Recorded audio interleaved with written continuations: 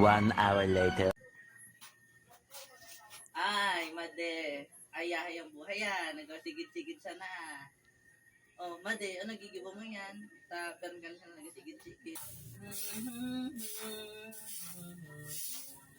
Ay, sus ko man si Madi, nagasigid-sigid na sa nanganik kita. Para tuyo mo ka ko. Siyempre, nadiligan kita ni Mr. kagabi.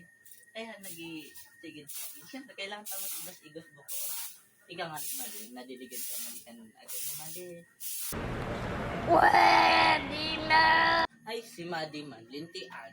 Arong hindi man kita madiligan ni Padi. Si Padi, may sapal. Ikaw man ba yan? Pero nga para unga mo sa kung nadidiligan ako ni Padi. Pero man sa si Padi mo. Ay, si sapal baga, kaya di ako nadidiligan.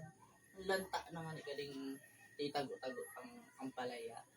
Wala na baga kita ni kadi, liyos na nga ni Madi. Di pa nadidiligan. Ay, tara daw, tamang ano kita magadilig.